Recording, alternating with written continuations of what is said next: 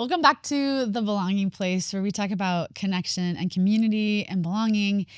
I am excited to talk about a really important topic today and a personal topic.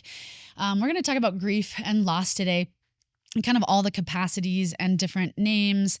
I think that's something really powerful about naming things and being able to hold them outside of ourselves and sort of examine them and look at them separate from who we are. We have in our culture, in the American culture, particularly in the United States, we sort of have this idea of loss and grief being mostly death, loss of life. I want to talk a little bit today about different types of loss and different types of grief, and kind of like share some stories with you guys about my experience and my understanding of this, in hopes that people can, that you can understand the breadth and depth of grief in a way that maybe you haven't before. I'm going to start by talking a little bit about my acquaintance with grief, I guess I would call it.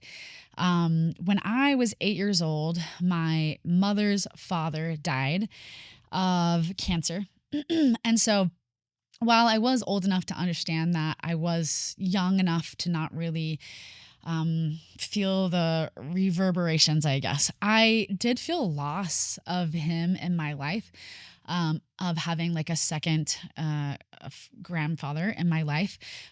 But his death, I think I was too young to really understand like what was happening. And then a few years later, when I was 15, I found out that my aunt, who I loved, she was only 30 years old. And I one of the reasons why I felt really close to her is she was a cheerleader at BYU, and I really loved dance and performing arts and things like that. I was 15, and I found out that she had been in a car accident, a truck accident. She had hit some black ice, and her truck had endoed, and she broke her neck, and eventually she died. And the thing about that is I was old enough to feel the reverberations on my soul and in my family. And there are some moments in grief that there are some pictures that your heart takes. Some of these are beautiful, and some of these are heart-wrenching. And one of the pictures that my heart took was at my aunt's funeral. My uncle, excuse me, who had his 4 little boys, and they were standing around the casket. And it was just the most heart-wrenching. And it was devastating at that time. I had these 4 little cousins. The youngest was 9 months old. And it was just like, I don't know. It's like something exploded at the epicenter and just like reverberated out. And it was really interesting because in the next like few years, I was starting to date, and my uncle was also dating, and that was so awkward, but also so healing and interesting. And then you move a few more years into the story, and one July day, Pioneer Day, actually in Utah, July 24th, I was on a date actually with a friend of mine from my high school in Oregon, and he was getting ready to go on his mission to Korea. So we were eating some Korean food, and I felt really strongly that we were going to eat food, and then we were going to go to a movie. Between this friend hadn't been in town very long, and this friend also had been taught by my dad at our high school and knew my dad really well. So I was like, I wasn't living at home at the time, but I was like, hey, what do you think about going and saying hi to my dad, my parents, between dinner and the movie? I just felt really strongly that we should go do that. And what I found when he brought me home was that it was very confusing at the time, but something had happened to my brother, and he was like in a canal, and they didn't know where he was. And so I think one of my uncles and my grandma were at our house with the other kids in my family. So I asked them to drive me. I don't really remember how I got to the scene of the canal, but my mom and my dad, and then eventually my sister that's 2 years younger than me. So I was 19, so she was 17. We were all at the canal. And what had happened is my brother's best friend, who also had my brother had some difficulties. I think he maybe had Asperger's or autism, and his best friend had double hearing aids. They were just the best of the misfits. They were best friends. They had been like canoeing, kayaking down the canal, and then there was like a gate that was in the way, and then they got out of the canal, and my brother, this is the story that we don't know really what happened, because my brother's best friend Jason was in shock, but he says that my brother Grant went to get a ball, and the canal was really slippery, and so the canal and the culvert goes down under the road that crosses it and out the other side. So we waited for, I think it was 4 hours, and every hour it was just, the reality was that my brother had drowned, and it was devastating. Even telling the story now, and it's like 25 years later, there's so much emotion that comes up from that. When I look down at myself in that scene, the thing that was one of the most heartbreaking things is I was watching my parents literally watch their hearts break over time. And my dad he only had 2 sons, losing one of his 2 sons. I think any of his kids losing them would have been tragic, but that it was his best friend. My brother was his like closest best friend. Woo. And so it was wild to be standing there and like take in the reality of like, one day you have somebody in your life and the next day you don't. I know there's people that are listening that can relate to this, unfortunately. And I became part of this invisible club of siblings, sisters, brothers, parents who have lost a loved one. I, whew, grief, man, it comes in all kinds of shapes and sizes and waves. And even 25 years later, the emotions are still close and tender to my heart. I'll share one more story about that experience. I remember standing in the receiving line at my brother's funeral, and there was this friend of mine. His name is Kyle, and he ended up walking up through the aisle. And when he hugged me, I just broke apart. The thing is, Kyle had lost his sister, I think the year previous, maybe a year and a half previous. She had been killed in a car accident on her way home or to school from BYU, Idaho. And so he understood in a way that most everybody in that line didn't understand the specific loss that I had as a sibling. And so when he hugged me, it was like he didn't have to say anything. It's just like we were part of this club you never wanted to be a part of. But there was so much connection. There was so much healing in that hug. And this is kind of what I want to talk about today, is that there's, I think, a lot of disconnection when we talk about grief, a lot of misunderstanding. There's a message that people share a lot, like that there's no right way to grieve. And there's sort of this like really negative vibe about like grieving and people saying the wrong things. And while all that is true, and I've experienced that myself, there's this other side of grief. There's this connecting, there's this belonging. There's like I've said, being a part of a club you never wanted to be a part of, but when you're inside of it, everybody understands and feels at a level that's like heightened. So I kind of describe, it's like a bomb goes off like at the epicenter of your family, right? And then there's shards and pieces. Everyone grieves sort of in their own way. One of my siblings like had insomnia, hadn't slept for like multiple days. I was sort of like calm and ended up helping, write the obituary and help pick out his casket and ended up speaking at my brother's funeral. It's crazy to me that one of the things that I often will tell people whenever I get a chance to talk about grief is the amount of death that people bring to your door when somebody dies. And when I mean that, I mean like food that dies and rots and flowers that die and rot. And those are the things that end up, people just like don't know what else to do. And so they give food and they give flowers. And I remember one time looking around my house and being like, everything is dying. Nobody's eating and nobody can take care of any of these plants.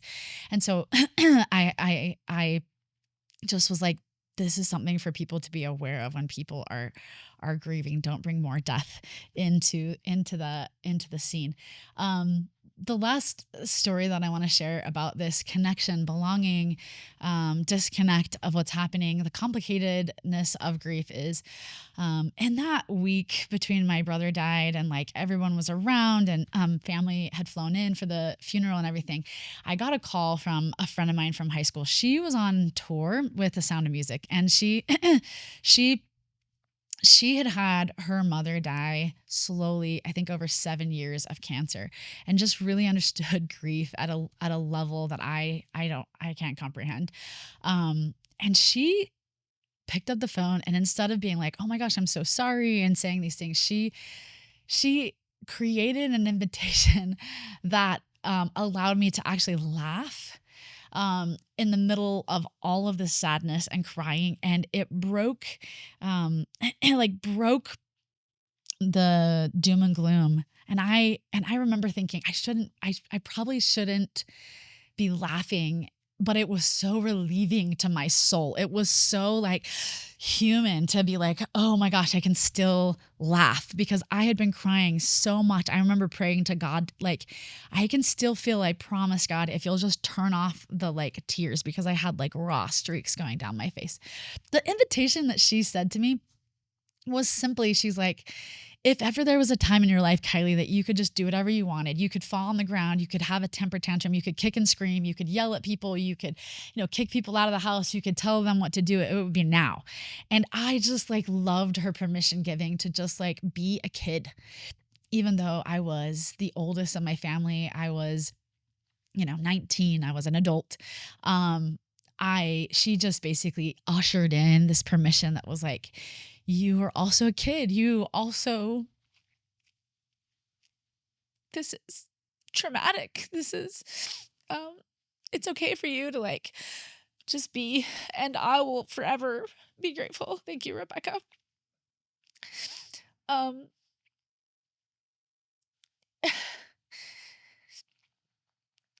I'm thinking about her because later in her life, she also had some very traumatic grief with the suicide of her spouse. And this connectedness between grief and the vulnerability we give others in our grief.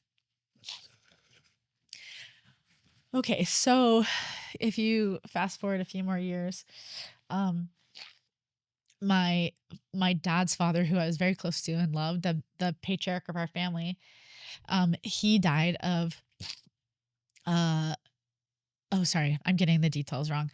My grandpa died 6 weeks before my brother died. And in my grandfather's death, I was, devastated like you are. But my grandpa had lived like a beautiful life and had 9 beautiful kids and cousins and spouses. And I was sad about what I was losing, but I was so grateful. It was a different kind of a grief than my aunt. I remember specifically being like, there was so much more gratitude with my aunt's death. There was just so much of a unmet life, expectations. Like she wasn't going to be able to like in this life raise her 4 boys. And I remember being like feeling some peace in my grandfather's death. And then 6 weeks later, my brother died.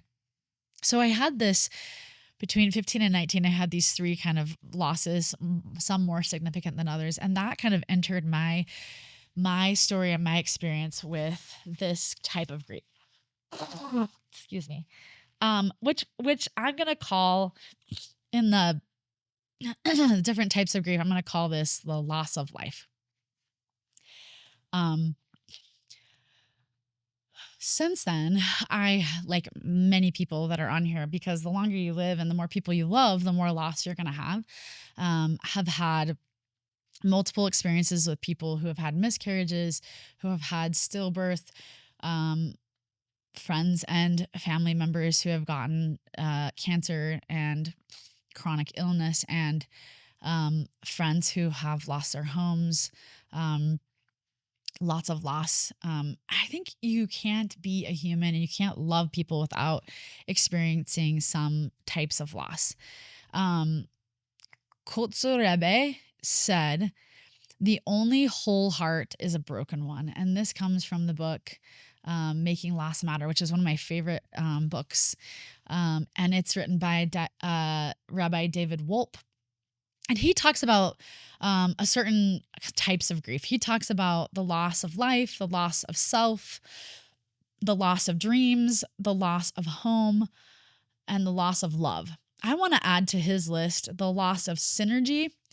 This is what I would call like shared spaces of another person. So like if me and my partner, or me and my spouse, or me and my best friend, or me and my sibling, if that person dies, it's not just the loss of them, but it's this thing that happened in the triangle of the two of us, this 1 + 1 = 3, right? The synergy.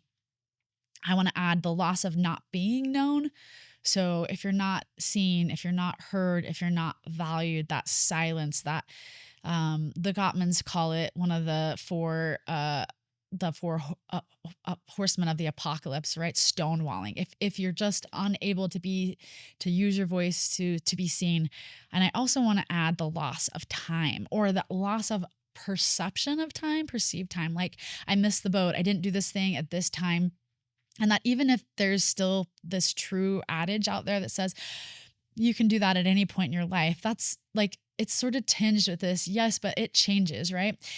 If I have a kid and I'm a young mom, there's certain things I get and don't get from being a young mom. If I'm an older mom, then there's certain things that I get with that. And I don't get with that.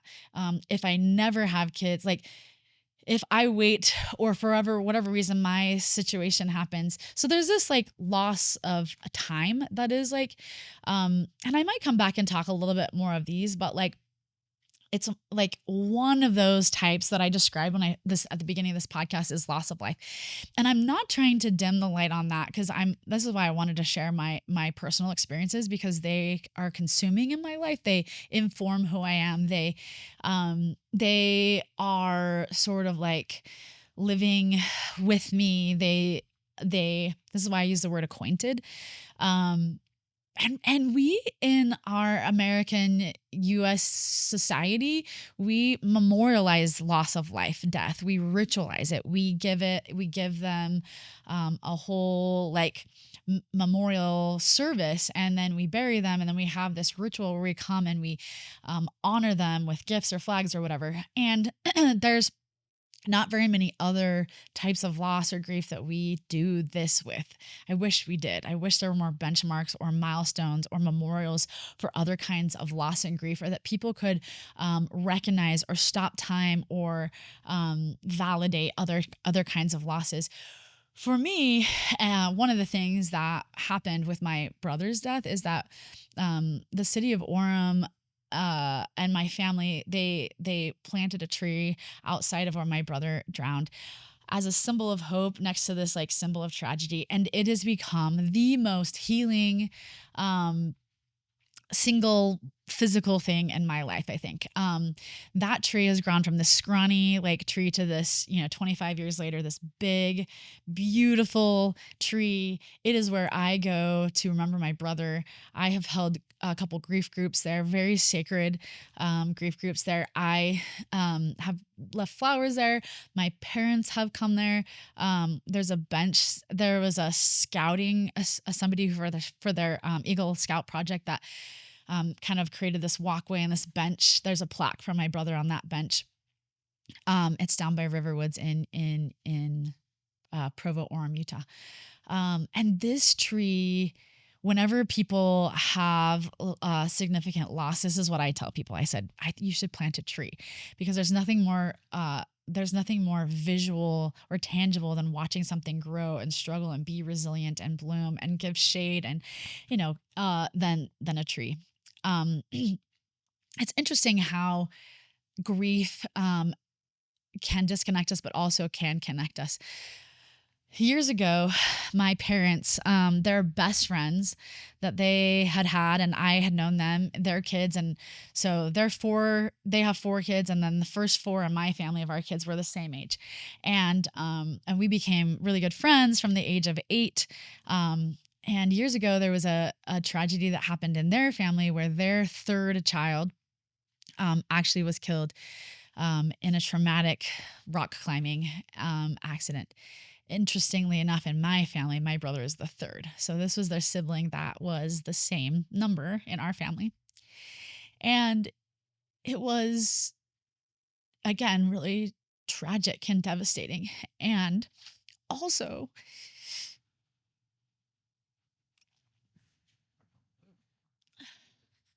connecting and binding. It's something that you never want to share with anybody. It's not something that I ever wanted to share with the other siblings. But Brittany's death sort of took these two families and they had this shared tragedy. And there's something really sacred about that, even though you never wish it. And about a year, I think it's been about a year, but I have time blindness, so I don't know. A little while ago, my family was able to gift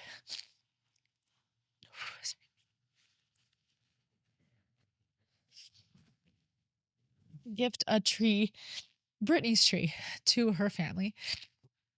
And I'm very excited.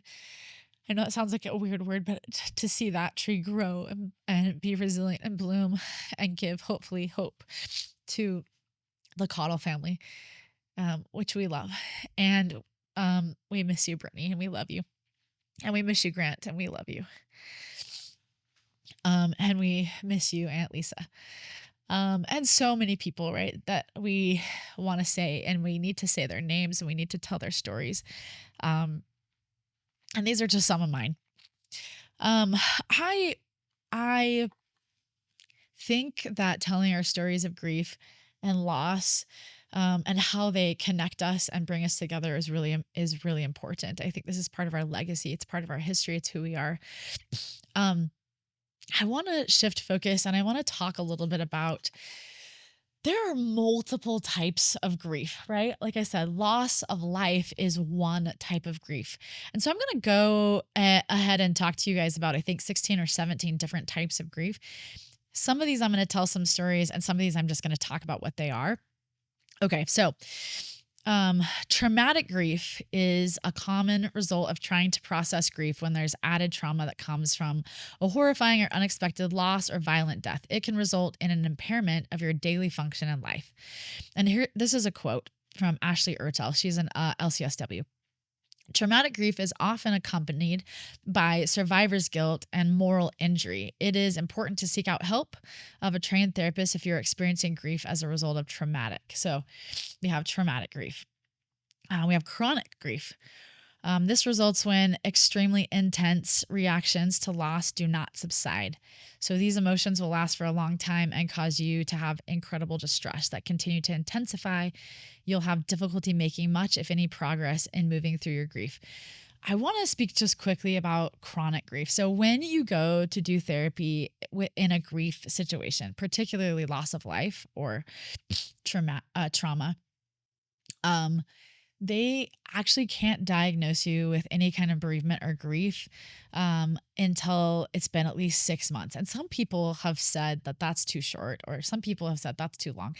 As a therapist, I've always thought that's very interesting because basically some people decided in the DSM that there's a certain, like, that grief is expected and normal and a healthy behavior at a certain time period, right?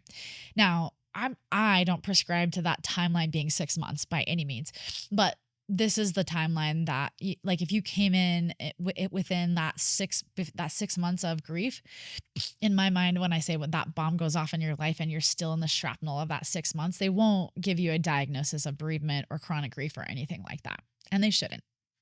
Um, uh, but if it's past that time and it's beneficial for you, you can get diagnosed with that. Okay, let's talk about secondary loss. This is our third one. Secondary loss can occur when a loss affects several areas of your life. The end result can be that actual experience of a number of losses, all stemming from the original loss you experienced. So, I want to talk about just briefly in my story this idea of secondary loss. So, because my grandpa died 6 weeks before my brother died, I never really got the chance to grieve my grandfather fully. I never got like a year or 6 months or 2 years. So it was 5 years into my grieving process with my brother. I don't remember where I was, but I remember I was sitting on stairs. I don't know if it was my grandpa's anniversary of his like marriage or his birthday or just something had made me think about him. But I just broke down in tears and I realized that I hadn't really had the chance to like sufficiently grieve my grandpa. And because we were 5 years out of my brother's death, and even though I was still very much in mourning and grieving, I was less acutely, I could finally like let myself feel and be vulnerable and like just grieve my grandfather separately from my brother because they were attached for so long. So secondary loss can be all kinds of things, but that's one example. Okay, I want to talk about the next one. It's called abbreviated grief.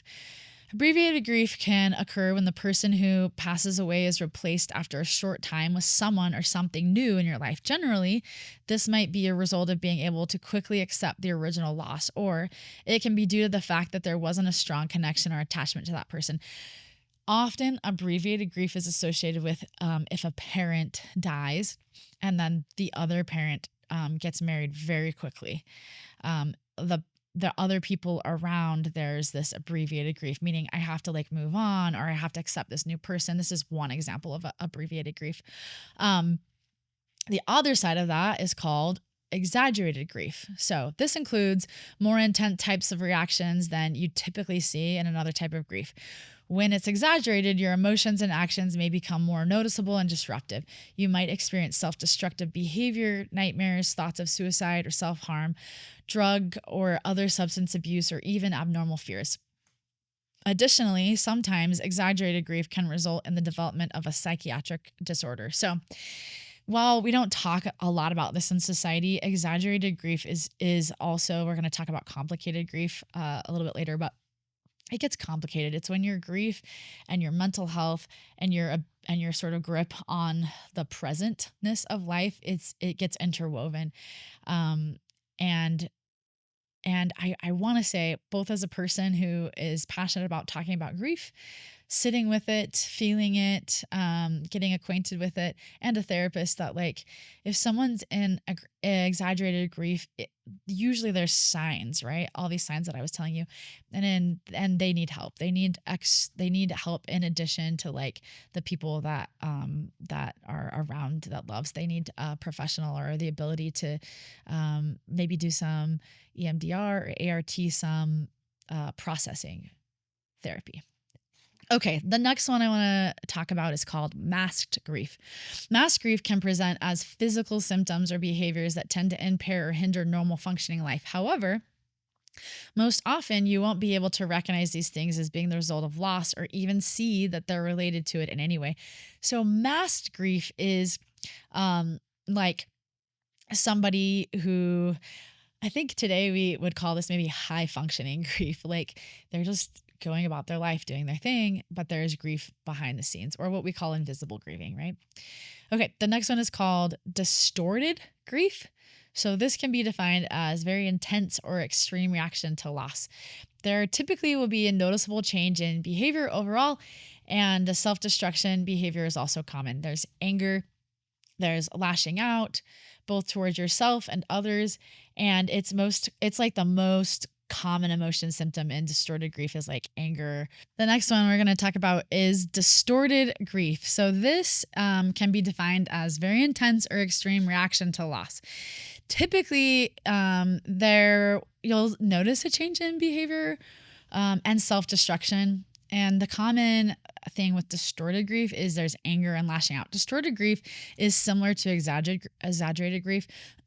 um, and it's something, again, I think lots of types of grief require an external source of help, whether that's medication, whether that is um, therapy, whether that is exercise, diet, water, leaning in on people, whether that's spiritual, like some types of grief or the way that we deal with grief require more than what like is available in your day-to-day life. Okay. The next one that we're going to name is called inhibited grief. And this means that you aren't showing any obvious or outward forms of grief. This typically happens for a long period and results in not being able to effectively move through the stages of grief. You'll likely eventually have physical reactions due to not dealing with your emotions if you're experiencing inhibited grief. So this is basically, if you think about like if you've read any Vander Bessel, or if the body holds the score, keeps the score, this is the idea of like not addressing, stuffing down, keeping in, like moving forward. This often isn't a choice by people. So like, for example, my mom, who had 8 kids, when one of her kids died, I'm sure it was complicated for her to be able to grieve like she wanted to, because she was taking care of a 1-year-old all the way up to, me as a 19-year-old. So inhibited grief usually isn't like someone's just not trying to do it, but it's because they have to run a business, or they're a parent, or they're helping someone else deal with their grief, or, various kinds of things. But it definitely is the kind of grief that causes sort of trauma to the soul or to the body. And if not dealt with, it's going to come out in a lot of other like maladaptive behaviors or numbing types of behaviors. Now, the next one I want to name is called absent grief. This means that you aren't showing any of the typical signs of grief. Perhaps you're acting as though you haven't experienced a loss at all. It can happen due to complete shock or total denial, and it's seen a lot in cases where a loss is sudden or unexpected. While the absent grief can be normal, it should be addressed if it continues for an extended period of time. So this is the kind of grief they've showed on some kind of movies where like they just pretend like that nothing's changed. They set the table, they do the thing, they're in shock. I think we've seen absent grief sometimes in Hollywood. Okay, the next type of grief I'm going to name is called delayed grief.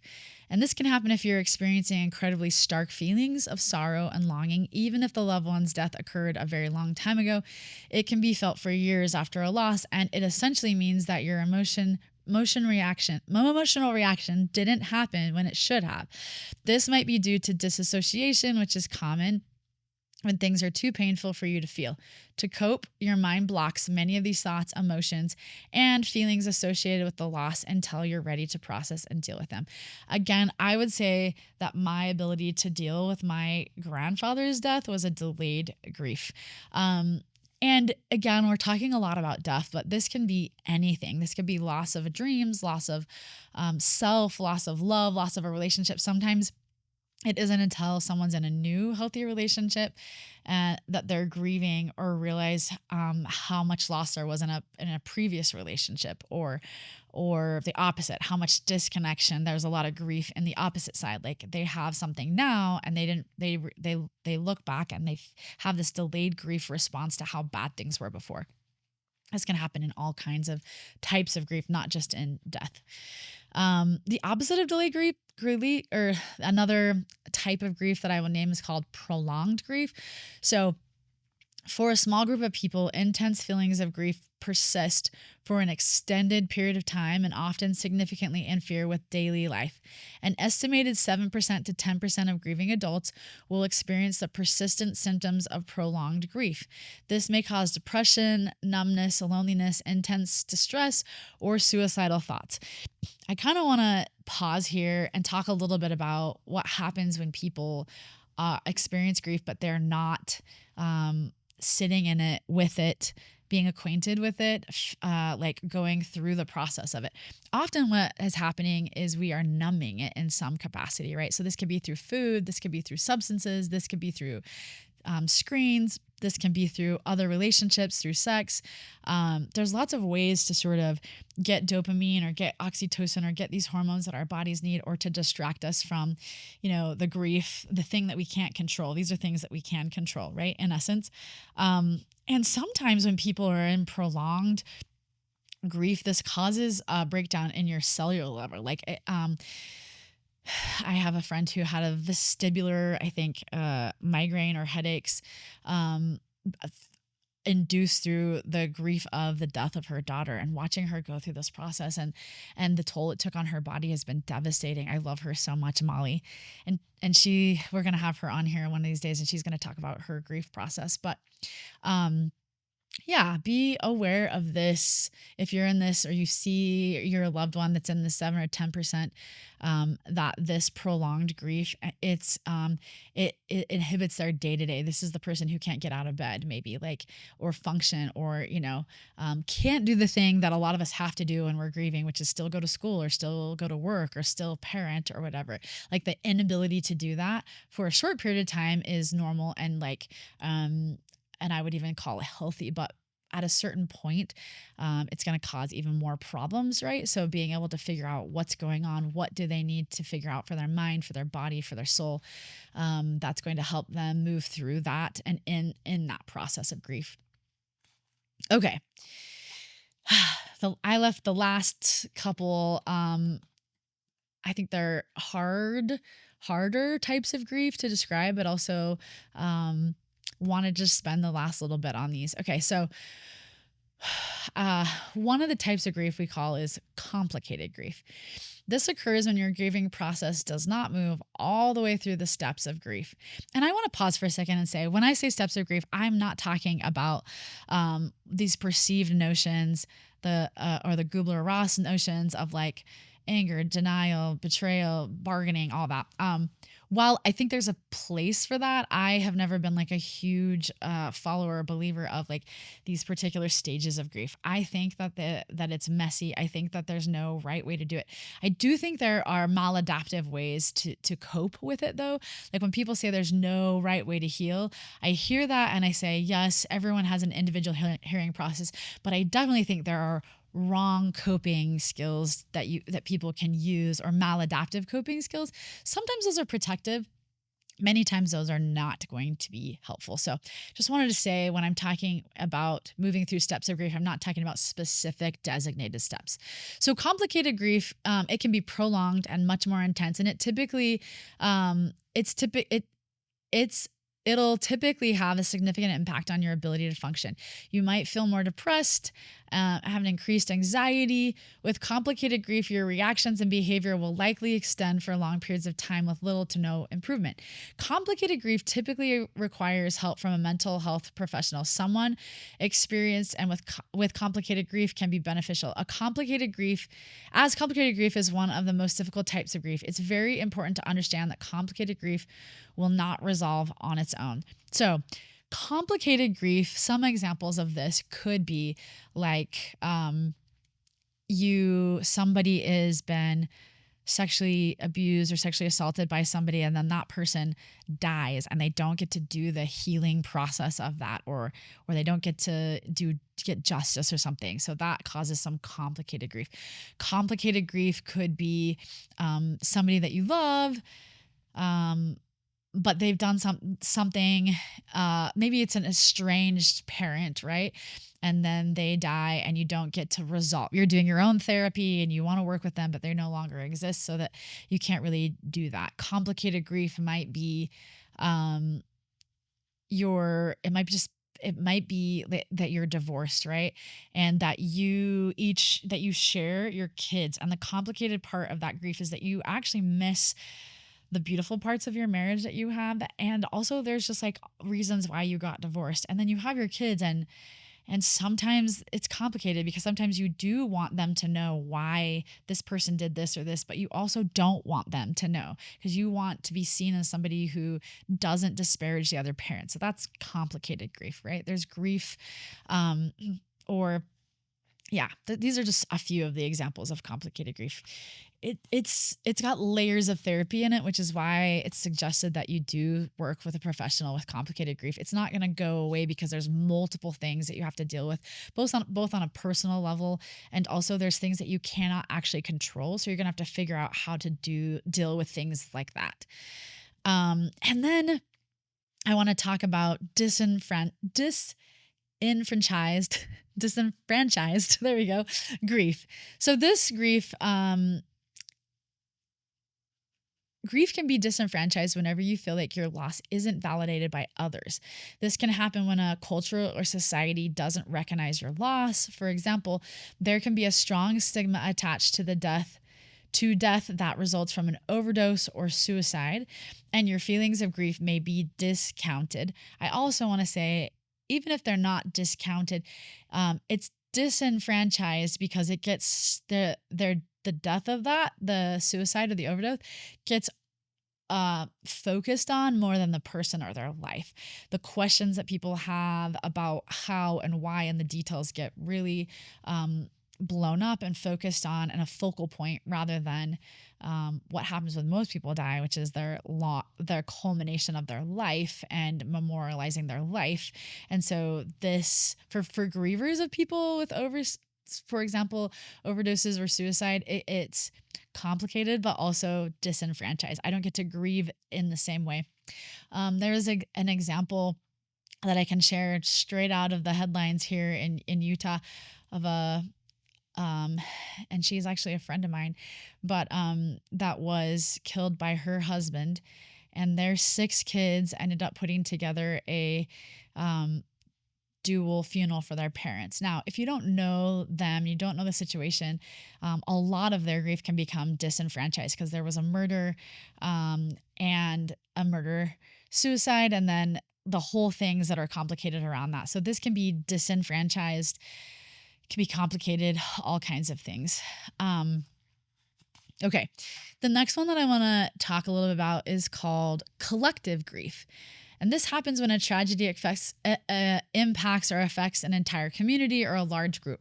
It's common during times of war and after major natural disasters that can have long-lasting impacts. Other times we see collective grief can be after the death of a beloved public figure or a terrorist attack, after a mass casualty, or when a national tragedy occurs. So a lot of people will be able to relate to collective grief as like September 11th or war, or like when really important, like I would say like musicians, movie stars, like when Michael Jackson died, also complicated in that grief. But like when Princess Diana died, like when there's a collective grief. I want to talk a little bit about 2 experiences that I had specifically that have been really life-changing when it comes to this idea of complicated grief. I did my study abroad when I was 20 in Israel, in Jerusalem, and I was able to visit the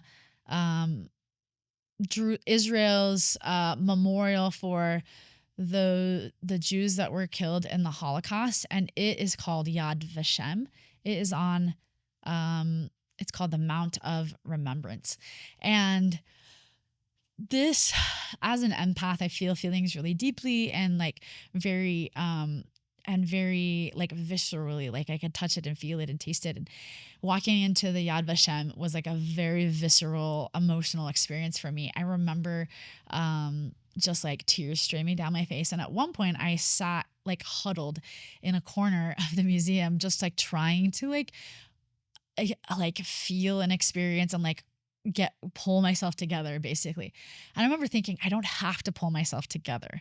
Like I'm not here to I'm not performing for anybody. I'm not on anybody's timeline. I can just feel it. I can just grieve. I can just like, I don't know what it was like to experience anything during, World War II, but I had read hundreds of books on this topic, and I was a docent for the Anne Frank exhibit, and I had just fallen in love with the Jewish people. I was living in Jerusalem at the time. I was studying all kinds of things that had to do with that culture. And it was just this culmination moment of collective grief. I remember like just these two very stark, or what we would call like dichotomies, right? There was this crazy feeling of war and death and tragedy and loss, right? And then there was this memorial room that was filled with the triumphs of the resilience of the people during that time who had saved Jews, who had fought against the Nazis. Like there was this human like growth of like hope and resilience, and there was these two pieces next to each other, and I think this is humanity, right? Like the good and the bad, the like disconnecting and connecting that grief has, that like this polarizing impact. um Last year I was able to have a similar but very different experience when I went to the Peace Memorial, or the Atomic Bomb Dome. Both of those exist in Hiroshima, which I went with my parents, and was able to walk around the Peace Park and go into the Peace Memorial. And it was also just like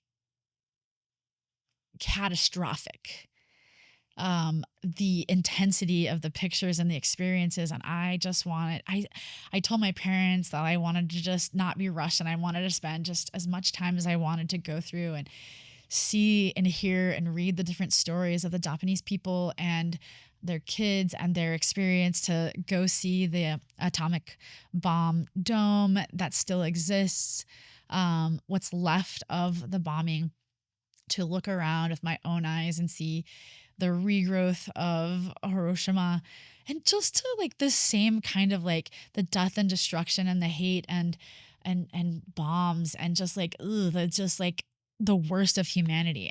And probably one of my most like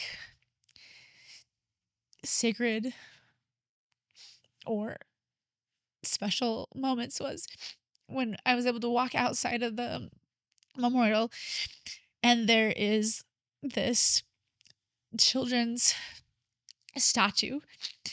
There was a girl who got sick and got cancer um, from the results of the bomb, and she died.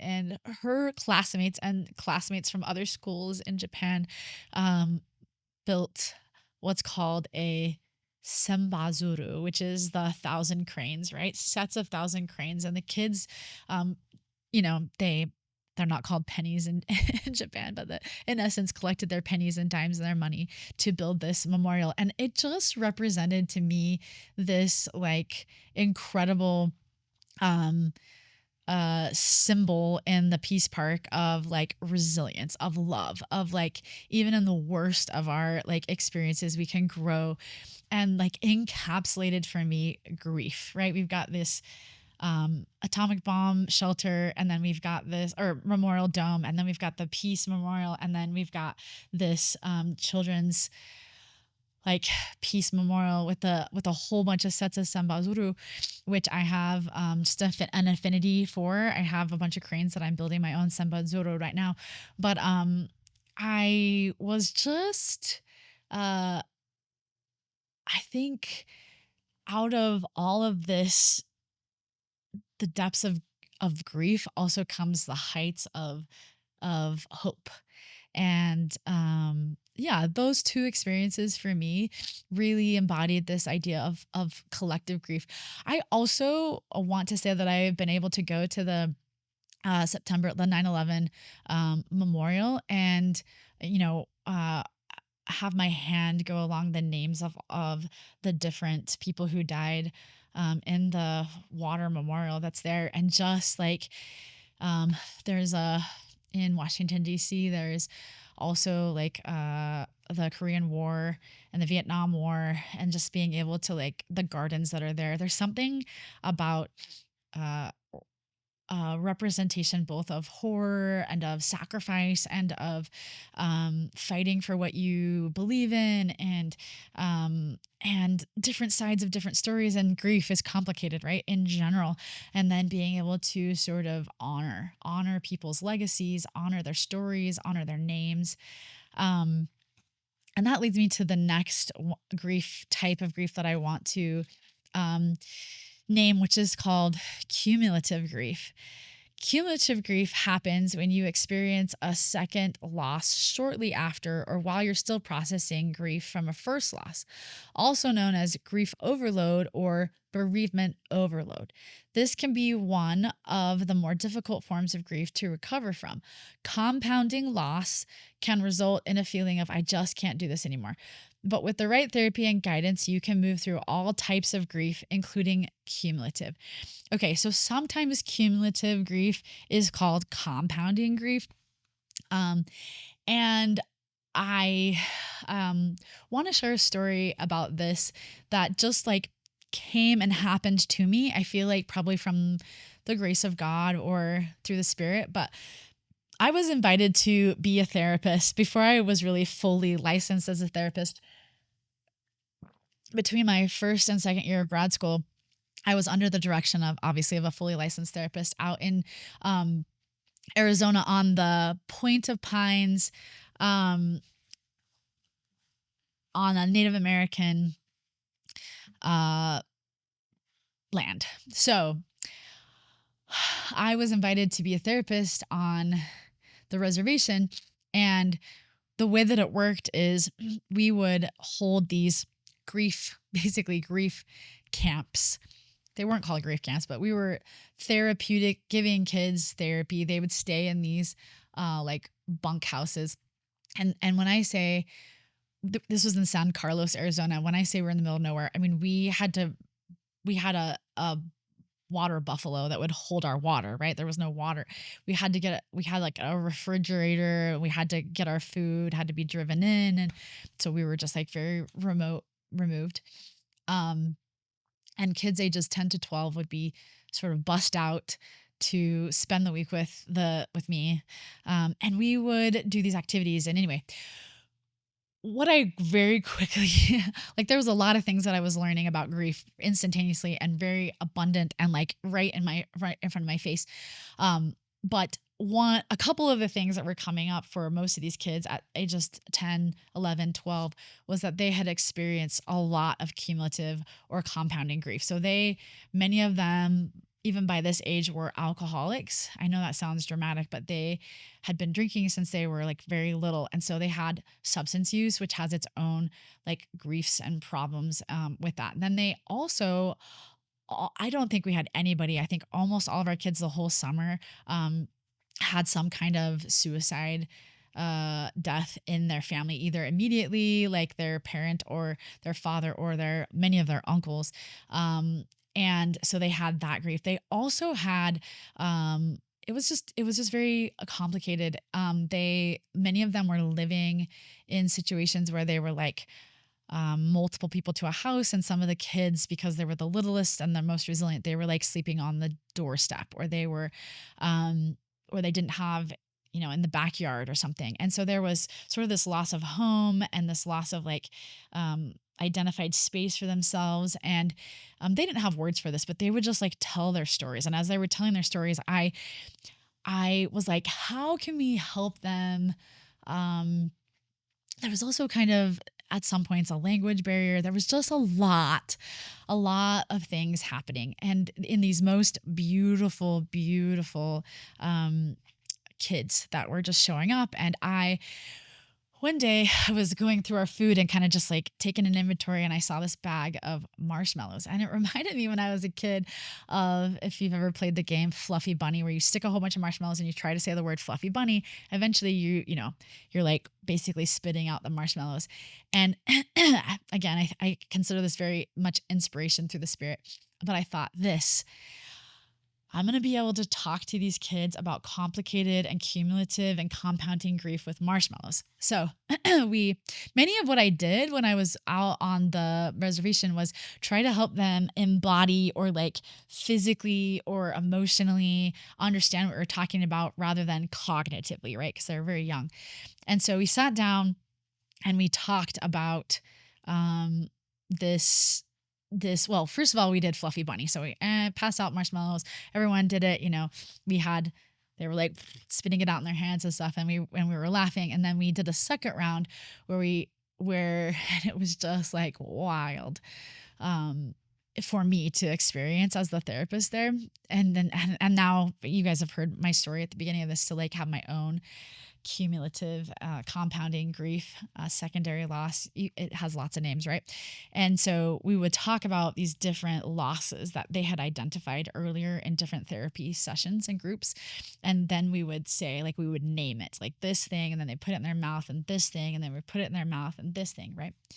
Um, and then, your mouth gets so full of all of the grief, the cumulative compounding grief. And it was like this visceral, physical way. And then they would sort of pull these out, right, one by one. um we had like tissues and stuff for them, but the idea of being able to individually pull out these different marshmallows, and this motion of like being able to pull from like your soul and look at and identify these different losses or griefs that you have. I think it was a really powerful visual. It's something that's really stuck in my mind. I think the kids, like, it reverberated with them, their souls. I just feel like we don't do this enough. We don't give space for people to sort of identify different griefs that they're having. We don't have a memorial for for this type of thing, this cumulative this grief.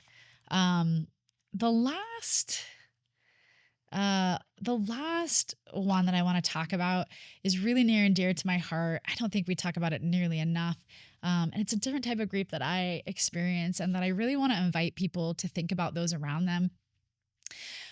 Before I jump into the name of this and talking about this, I wanna give you guys a quote by um, Rabbi David Wolp, that comes from his book that I told you that I really love, um, Making Loss Matter. He says, quote, "Things that die while we are still alive, relationships, dreams, loves." So I want to talk about ambiguous grief.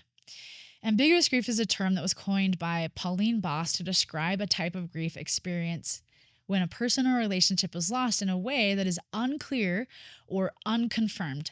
It's a loss that is not simply about death, but can also involve situations where someone is physically present but psychologically absent, or vice versa. So, according to Pauline Boss, and we're going to talk a little bit more about some other types of things, but there are two types of ambiguous grief.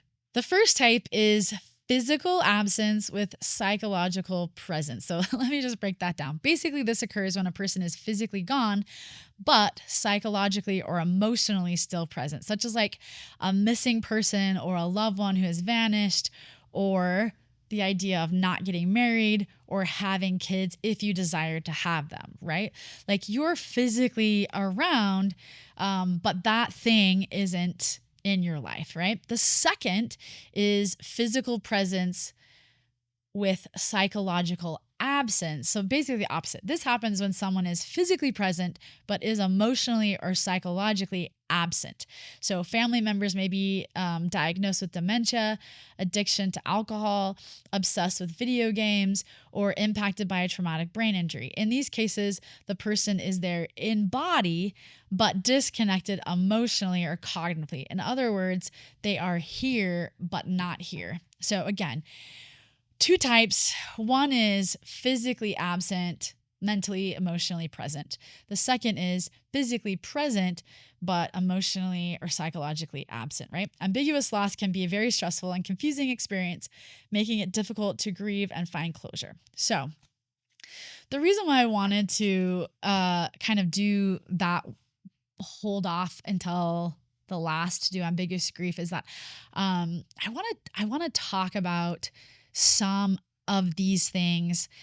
I want to go back to what I shared at the very beginning with types of loss, right? When we talked about loss of self, loss of dreams, loss of home, loss of synergy, loss of not being seen, loss of time or the perception of time. There are I'm just going to use me as an example because I only, know my feelings, but put yourself in whatever circumstance that I'm talking about. There are lots of experiences that we have in our lives that open these portals of grief, or they invite opportunities of growth, if you could say, or sort of you fall into. Um, and unfortunately, we live in a world that we don't really memorialize, and there's not really a system or a ritual. I'm just going to share a few of them in my life that I'm sure other people can relate to. I remember the first time, well, when I was sitting down to buy my house, which I had told myself, I had set a goal that I was going to buy a house by the time I was 40, and sure enough, I was 39. I was getting ready to buy a house, and I'm sitting there and I'm signing a million papers. I remember looking over at the person I was working with on the house, and I said, I trust you. I hope, I don't know. I'm not reading everything because it was just like stacks, signing. And all of a sudden I started crying and the person that was there with this like big key, and they were like going to take a picture, and they were really excited. They were all kind of caught off guard about why I was like so emotional about that process. And I don't remember if I told them or if I didn't tell them, or if I kind of just like brushed the tears away. But the experience that I was having, the grief experience that I was having, was that I had always imagined doing that with a spouse. It's just like we all have these things that we think, but I thought, man, when I buy a house, it's going to be with a partner, right? And so even though I was having this really exciting moment for me, I was also like grieving. I was grieving the loss of this moment, this captured moment, this exciting thing. I was also grieving the fact that I was doing it alone. And that because I was doing it alone, there wasn't really anybody else to like share that experience with. I could tell my friends and my parents, and they were obviously supportive, but there's not like a, oh, you bought a house party. You can have an open house, I guess, which I did and I loved, and I memorialized it, right? I ritualized it. It was important to me that even though I did it on my own, but we don't always do that. We don't always recognize in people when they're doing things on their own, or when they're doing things that are exciting, but they have this sort of tinge of like, I wanted it to be this way, right? This like experience, this ambiguous loss, like I don't have somebody and then I lost them, I just never had them, is a grief that I think that we don't talk enough about, and that a lot of people experience. Another one of these experiences that I'm having, I've talked a little bit about maybe on the podcast, is if you're a woman and I don't even think if you're a woman, you can be a man, but if you're a person who has always wanted to have biological kids, and there's a certain way that you imagine that being, and then you don't have that. And then for a female, your biological clock has a limitation, and then you can't. It doesn't matter how much you want or wish or do, right?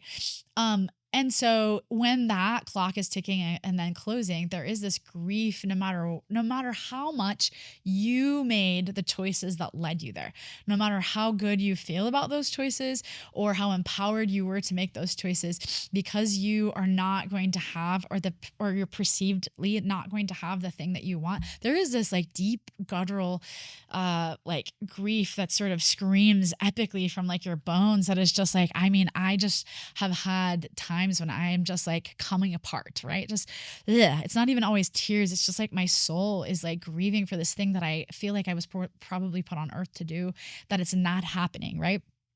And there's no way to like, what do we do with that? Like, this is different than if you have a miscarriage or you have a stillbirth. And I'm not comparing them. These are all tragedies, right? But there's something about a tragedy that happens physically that you can like, even though it's also like, they're all tragedy, I guess is what I want to say. The never having, the empty arms is what I call it, the empty arm grief, right? The empty ring finger grief. Like the absence of not having is something that is underrepresented. And I think that I just want to share, I just want to validate, I just want to say to people that are like, um, living in a life that you created, or whether you wanted to or not. But I'm specifically talking to those who purposely created the life that you wanted, and you're still surrounded with grief, ambiguous loss. I see you. I feel you. I don't know. I sometimes think, how do I memorialize it? I guess part of how I memorialize it, or how I like, is to share, is to like be vulnerable, is to talk about it, is to say, I see you. I think there's an ambiguous loss in marriages where somebody doesn't feel seen or heard, all right? You're married, maybe you wanted to get married and you did, but you can't be your full self for whatever reason. Um Maybe you have kids and you hate it. Um but you're not like, you really don't love being a parent. You love your kids, but you don't love, having to make meals 3 times a day, or maybe you're a divorced parent that's sharing custody and you just like hate sharing your kids, but you can't talk about those things, and you can't really complain about being a mother, because what about those mothers who like are working on infertility and would just give anything to have kids, right? Like, we don't live, it's complicated because pain is relevant to the person, right? And comparison is the thief of joy, right? But sometimes ambiguous grief gets squashed out by other types of grief, because some seem more deemed more worthy. It's a more worthy grief, right? And so I just want you to think about the people in your life who are going through grief or loss. um, I wanted to talk about a couple other ones, a couple other, I would call them types of griefs, but they're also sort of ambiguous. And that would be like people who have a loss of like dreams. Maybe you age out of those, or maybe like you're an Olympic runner or gymnast or whatever, and then your time stops. There's this huge gap and grief between like, what do I do next, and how do I live my life, and loss, even though you chose to do this sport or this instrument, there's like all this loss that happened in the process. And as you get older and you look at it, you're like, oh my gosh, like I missed things that I cannot replace. Like there's this loss of time that I was talking about, or perception of time, right? What about like the loss of self? I think that there's something to be said about when people do some self betrayal, right? When you aren't your best self, or you make decisions, um, there's this loss of self, right? Who you thought you were, who you wanted to be. I think sometimes there's a loss of self in mothers when they give birth in their body, and then they're feeding their kids with their body, and then they're like, you lose who you were before that, or who you wanted to be when you were, your body was working really well and you didn't have postpartum. And I think about some of my guy friends that are single, that so desperately want to be fathers, and um that's out of their control physically to be a biological, but also like are by choice choosing or not choosing partners. And they're also aging out, right? They're not like necessarily biologically aging, but they're losing the ability to be a younger father or a middle-aged father.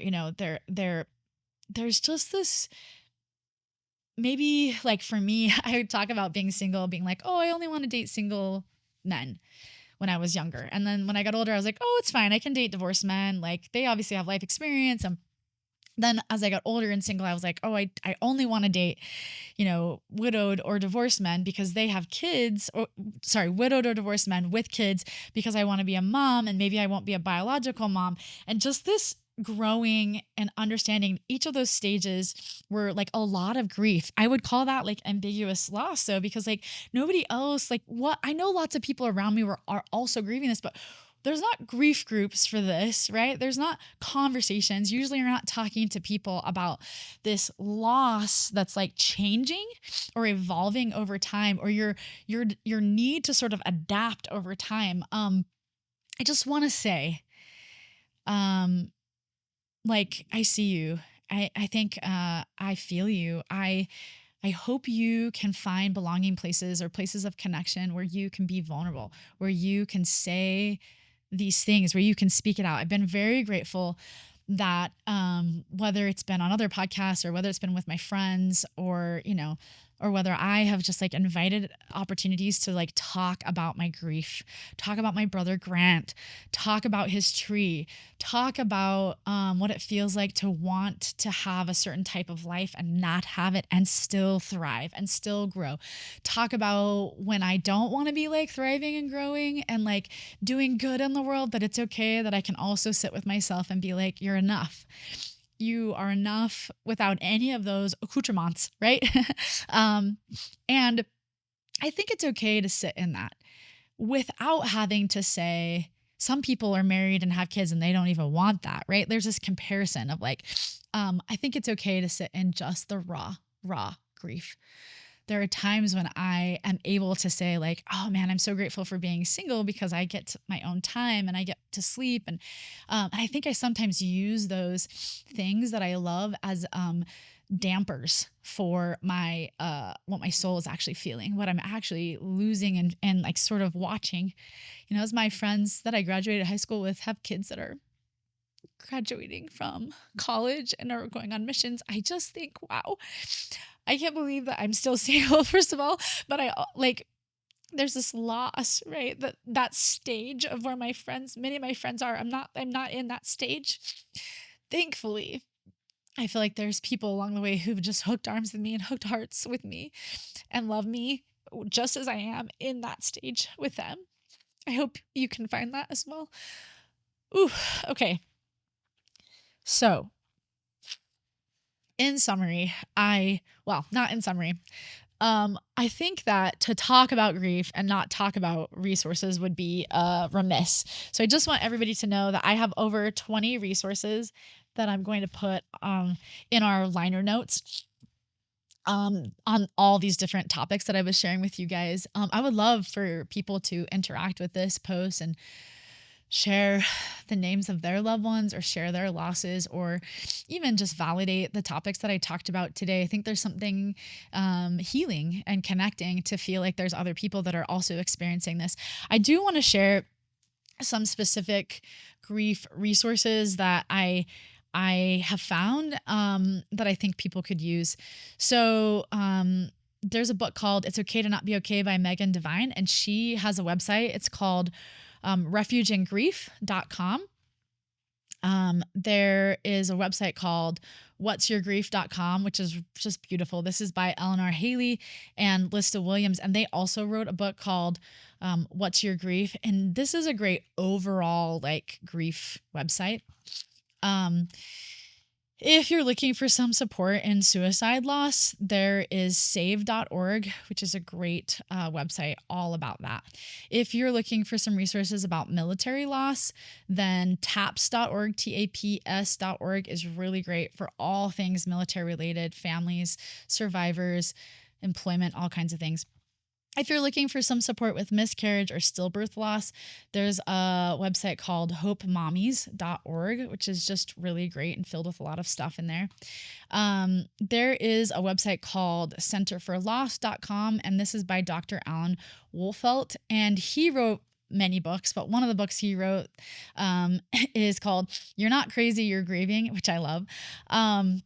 Another website that I found that's just really great is called modernloss.com, modernloss.com. This is by Rebecca Soffer and Gabrielle Berkner, and they wrote individually books, but together they wrote a book called Candid Conversations About Grief. Their website is also just really fun and modern. And the last resource, I'm going to recommend a couple of their books. I've talked about it a few times. Making Loss Matter by Rabbi Wolpe.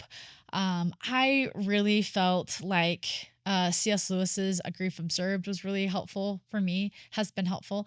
And I have a couple friends. Their names are Jason and Kristen Clausen. I'm going to give them a shout out on this podcast. They have an Instagram called Light After Grief, and Jason also created what's called the Hope Kit, hopekit.com.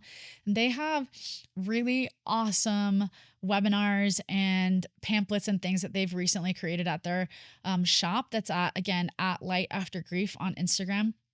Jason and Kristen both have an incredible story, both of grief and of resilience and of love and hope. They were both lost their spouses to different types of cancer. Kristen didn't think she could have kids. Jason and Kristen got married. They have this together. Jason has two boys, and then they had this little girl together, and they have been able to bring a lot of healing to a lot of families. So you can check them out at Light After Grief. To end this episode, I want to read some quotes that I found that I think encompass different types of grief. This first one comes from C.S. Lewis, A Grief Observed. God has not been trying an experiment on my faith or love in order to find out their quality. He knew it already. It was I who didn't. In this trial, he makes us occupy the dock, the witness box, and the bench all at once. He always knew that my temple was a house of cards. His only way of making me realize the fact was to knock it down. And I think that this is so true about grief. Like, I don't think people know how strong they are until they experience like epic loss. I remember people saying to me all the time after my brother's death, like, I don't think I could do what you're doing. And I think you're going to have to. I literally would think you're going to have to. Everybody dies. Like, you're going to have to figure out how to become resilient enough to do that. And that was my honest response when I would think that when people would say that.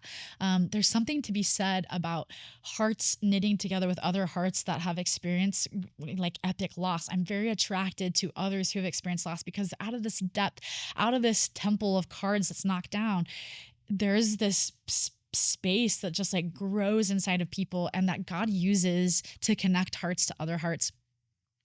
Yahuda de Chazid, I probably said that wrong, said, I will build an altar from the broken fragments of my heart. Orson Scott said, life is full of grief to exactly the degree we allow ourselves to love other people, which I love. It's like to love people is to know that you're going to be hurt, right? The more people you love, the more you're going to hurt, the more loss you're going to have. Mark Twain said, grief can take care of itself, but to get the full value of joy, you must have somebody to divide it with. And I love this. I think ultimately why I want to talk about grief on the belonging place is that we are our best selves when we connect and create belonging places in our grief.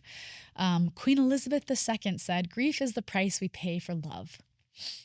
And J.R.R. Tolkien said, his grief he will not forget, but it will not darken his heart. It will teach him wisdom. From the Lord of the Rings. I just want to say that I hope there's something that you learned about grief today. Maybe a name that you didn't know.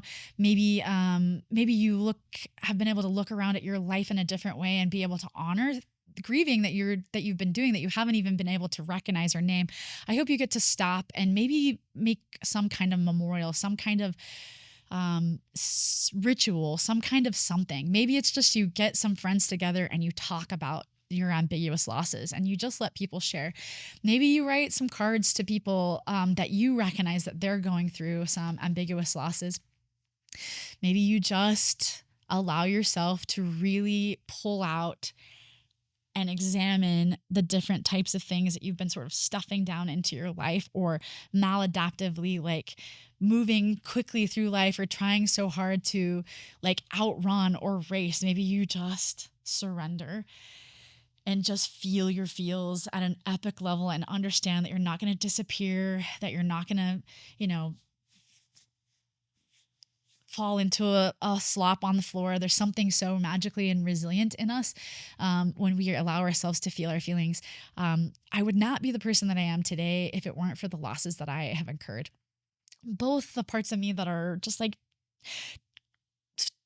complicated and trying to figure out, and both the parts of me that are beautiful and that are resilient.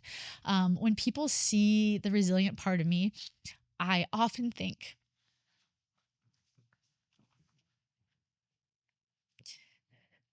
especially if they just meet me now. I often think sometimes I wish they knew the cost of that resiliency. And I think that about everybody we meet, right? Be really careful about when you see somebody in what you think is their arrival, that most of us are in our becoming, and that it's complicated, and that we have high highs and lows, and they're usually mashed all together. Um, I just want to honor that grief is real, it's alive, it's around us, it is a thing. And that as we, I wouldn't say necessarily embrace, but as we sit next to, as we become acquainted, there's something we can learn from her. Um, and I think there's something that we can give to her. I think grief is not something to be scared of or avoided. I think it's something to be shared. I think it's something to be connected to others. And this is my invitation to you guys that you can find ways to do this with others. Um, I I feel very grateful for my spiritual experience and my journey and my connection my to my heavenly Father and to the sort of anchor that I've had in my life that has tethered me in place as I've experienced and different losses, and as I know I will continue to experience in my life. I haven't really talked that much about parent loss or sibling loss or specific loss, but hopefully wherever you are in your loss journey, you've been able to take a piece of what I've been talking about today, and you've been able to like um, embrace and or recognize.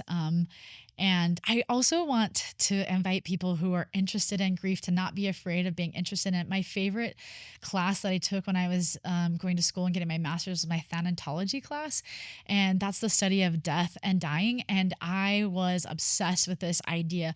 I also, at one point in my life, was considered being, and maybe will still, considered becoming a death doula, which is, lots of people know about birth doulas, but death doulas are people who help people at the end of life. I think the gift that my brother gave me, I call it Grant's gift, was that I learned at a very young age that life is temporary and people are temporary. And I don't want to say that as like a everything is temporary, don't worry, but like it solidified very quickly and very strongly to appreciate and value and love and sit in all the mess that you're in, right? That time is short, and like tell people that you love them, let them know, express it to them, write it to them, text it to them, talk it to them, Marco Polo it to them, find ways to like constantly and continuously letting people know where they stand in your life. You will never regret that. And I think there is a lot of loss and a lot of grief in people's unmet said things, right? People that wish they could have had more time. And I think live your life like you're dying, right? Is the saying. But there is something to be said about that, like that you are temporarily, momentarily here. So do the best that you can to love on and share and lift hearts with those that are around you. Thanks.